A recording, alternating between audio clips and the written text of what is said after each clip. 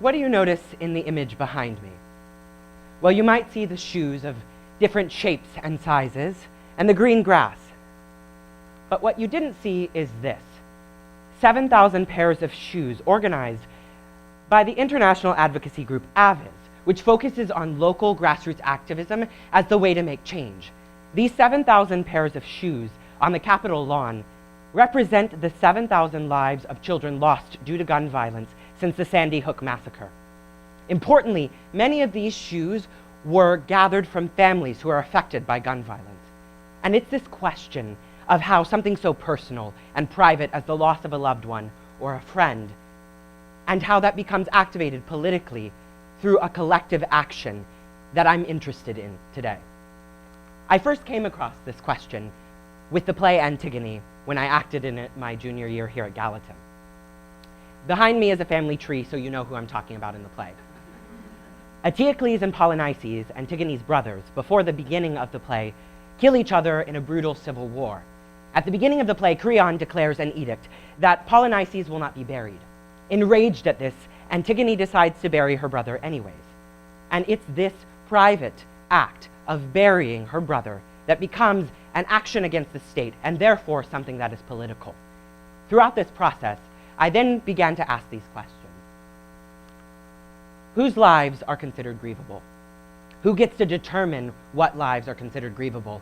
And what does that mean for the grieving body, the person who's grieving, like Antigone? And I first started really thinking about bodies and how they perform in space through the work of Diana Taylor, who is a performance studies and Spanish professor here at NYU.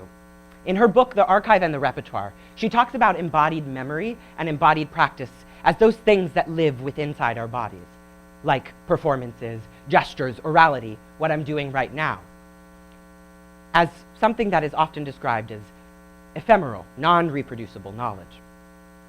But Diana Taylor would argue, and I would also argue, that that is not the case. When we perform something, we learn something from that event. And that knowledge that we gain is stored within our bodies.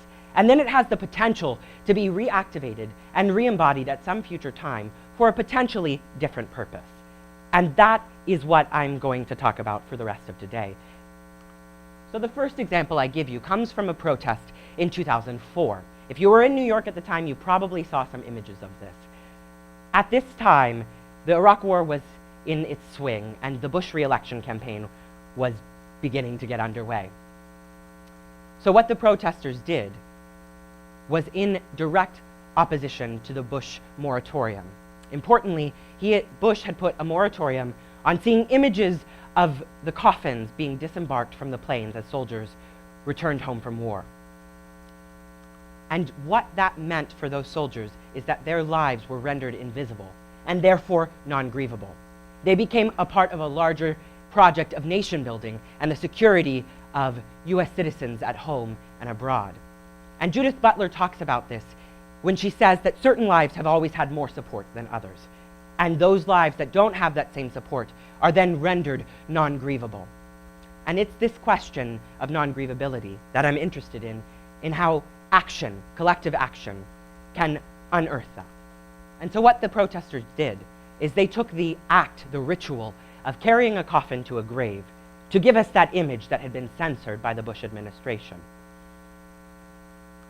And in this, they were dealing with silences, which leads me to Michel Rolfe-Trayaud, a Haitian scholar and anthropologist who writes in his book Silencing the Past about the places in which silences enter into the production of history. He talks about 4 main places where silences enter historical production.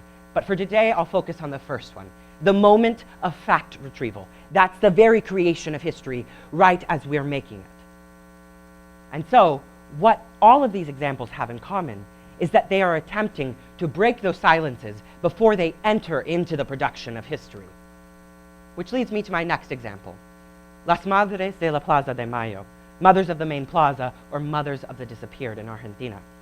What was happening from 1976 to 1983 was a military dictatorship in which those who opposed the government were actively being disappeared. So a group of mothers began searching for their children as they were concerned about what was happening to them.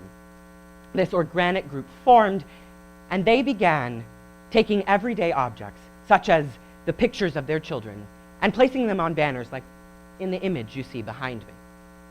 And this action of taking a private, personal object and bringing it into the public sphere for collective action that made them so powerful. So powerful that even 3 of the founding members were disappeared themselves because they threatened the government so much. The next example I give you comes from an indigenous group in Mexico called the Tazbo Tacos. What you see in the image behind me is from the reto, which in Spanish means challenge.